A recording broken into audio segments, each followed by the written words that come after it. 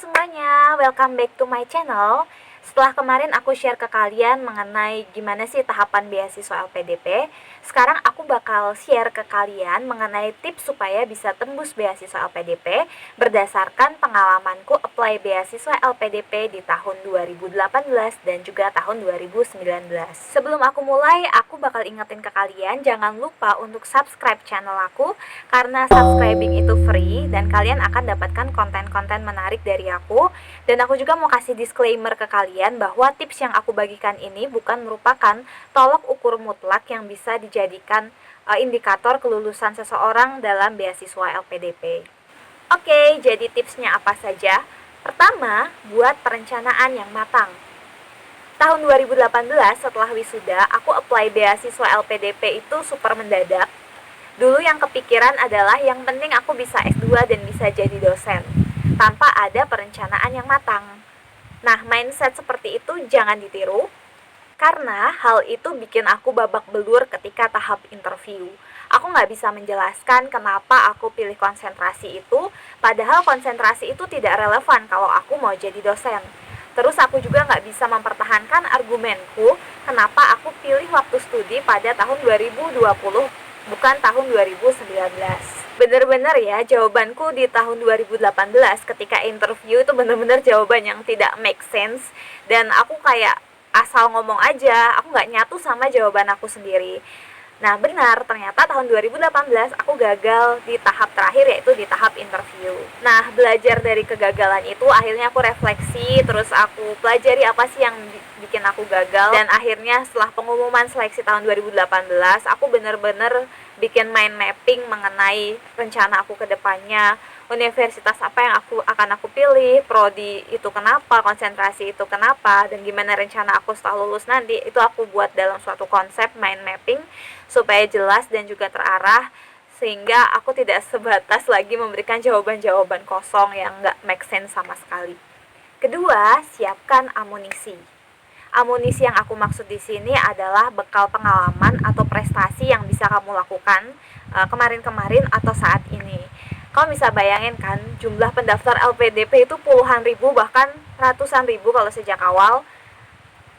Gimana sih kalian bisa nampilin diri yang unik dengan amunisi yang kalian punya sehingga penguji pun bisa notice dan bisa ingat bahwa kamu adalah pendaftar yang memang layak untuk mendapatkan beasiswa LPDP.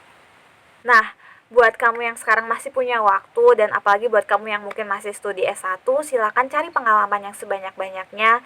Kalian bisa ikut lomba-lomba, kalian bisa ikut konferensi, atau kalian bisa terbitin publikasi. Seenggaknya hal-hal itu bisa kalian jadikan amunisi untuk kalian tonjolkan ketika tahap interview nanti ataupun sebagai database di LPDP. Ketiga, inovasi. Setelah mengikuti seleksi beasiswa LPDP sebanyak 2 kali dan juga melihat beberapa pengalaman teman-teman yang lolos maupun yang tidak lolos, itu ngasih insight ke aku bahwa sepertinya LPDP mencari orang-orang yang suka berkontribusi dan suka memberikan inovasi.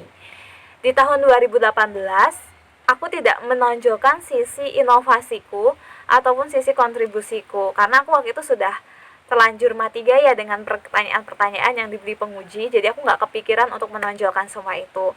Berbeda dengan tahun 2018 yang memang aku sudah punya pengalaman bekerja, aku juga terlibat lebih banyak di bidang volunteering dan juga di bidang inovasi lainnya, sehingga hal-hal itu bisa aku tonjolkan.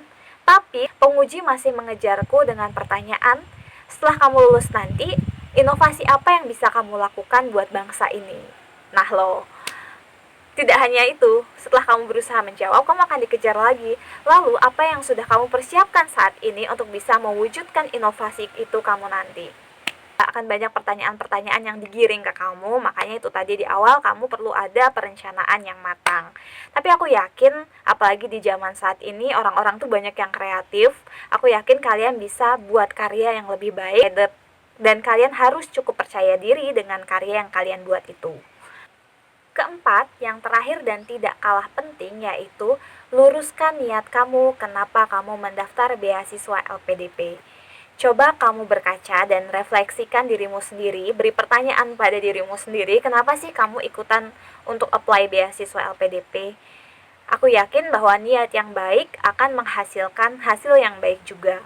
Jangan sampai kamu ikut beasiswa LPDP hanya karena mindset mendapatkan uang saku dan juga bisa kuliah gratis.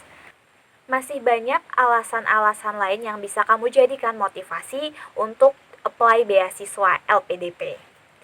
Oke, itu tadi 4 tips dari aku untuk mengikuti beasiswa LPDP. Semoga bermanfaat dan persiapkan dirimu dengan matang. Kalau kamu merasa terbantu dengan tips-tips dari aku ini, silahkan subscribe channel aku. Jangan lupa untuk like dan juga komen. Terima kasih, selamat siang dan see you.